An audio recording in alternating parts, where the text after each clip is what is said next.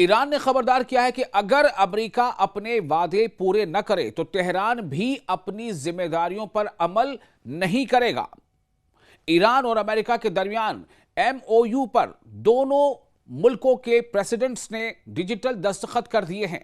اس وقت کی ایک بڑی خبر ہے پوری دنیا کے لیے۔ جی ہاں، آج کی اہم بین الاقوامی خبر یہی ہے کہ ایران اور امریکہ کے درمیان ہونے والے ایک اہم معاہدے سے متعلق ایم او یو پر دستخط ہو چکے ہیں، جس کے بارے میں ایران کے وزارت خارجہ یعنی منسٹری آف ایکسٹرنل افیئرز نے بڑا اعلان کر دیا ہے۔ ایرانی وزارت خارجہ کے ترجمان اسماعیل بقائی کے مطابق ایران اور امریکہ کے درمیان طے پانے والی مفاہمتی یادداشت یعنی میمورنڈم آف انڈرسٹینڈنگ پر دونوں دیشوں کے جو ادھیکش ہیں یعنی پریزیڈنٹس ہیں، انہوں نے باضابطہ طور پر دستخط کر دیے ہیں اور یہ معاہدہ اب مکمل طور پر نافذ العمل ہو چکا ہے۔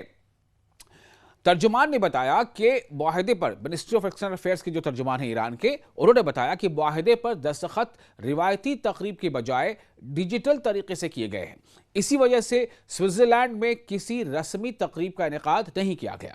اسماعیل بقائی کا کہنا تھا کہ ماضی کے تجربات کو مد نظر رکھتے ہوئے ایران نے یہ ترجیح دی کہ معاہدے پر دونوں ملکوں کی اعلیٰ ترین قیادت دستخط کرے۔ ان کے مطابق جب کسی معاہدے پر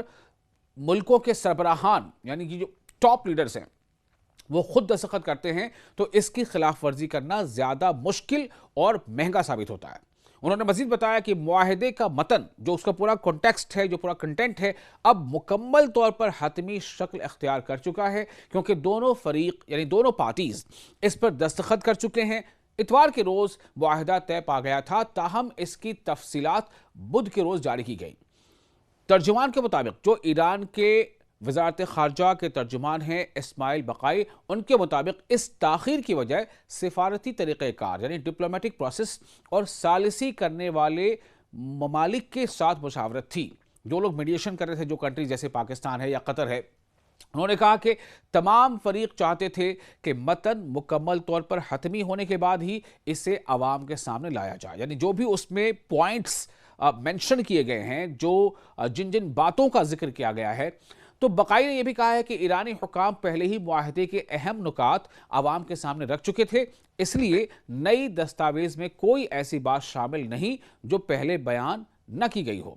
تاہم ایرانی ترجمان نے واضح کیا ہے کہ اصل امتحان اب معاہدے پر دستخط کرنے کا نہیں بلکہ اس پر عمل درآمد کا ہے۔ ان کے مطابق بین الاقوامی معاہدوں کو یعنی انٹرنیشنل جو پیکٹس ہوتے ہیں، ایم او یوز پر دستخط ہوتے ہیں، ان کو نافذ کرنا، ان کو امپلیمنٹ کرنا ہمیشہ ان پر دستخط کرنے سے زیادہ مشکل ہوتا ہے، خاص طور پر جب دوسرا فریق اپنے وعدوں کی مکمل پابندی نہ کرتا ہو۔ انہوں نے زور دے کر کہا کہ ایران جنگ کے دوران حاصل ہونے والے تجربات اور قربانیوں کو نہیں بھولا، اسی لیے تہران مستقبل میں امریکہ کے ہر اقدام پر گہری نظر رکھے گا۔ اسماعیل بقائی نے دو ٹوک انداز میں کہا ہے کہ اگر امریکہ اپنے وعدوں پر عمل کرنے میں ناکام رہتا ہے تو ایران بھی اپنی ذمہ داریوں پر عمل نہیں کرے گا۔ ان کے مطابق ایسا ہرگز نہیں ہو سکتا کہ ایران اپنے تمام وعدے پورے کرے جبکہ دوسرا فریق، دوسری پارٹی اپنی ذمہ داریوں سے بچنے کی کوشش کرے۔ انہوں نے مزید کہا کہ ایران امریکی اقدامات کی نگرانی پوری سختی کے ساتھ کرے گا اور صرف اسی صورت میں اپنی ذمہ داری ادا کرے گا جب امریکہ بھی اپنے وعدوں کو عملی شکل دے گا۔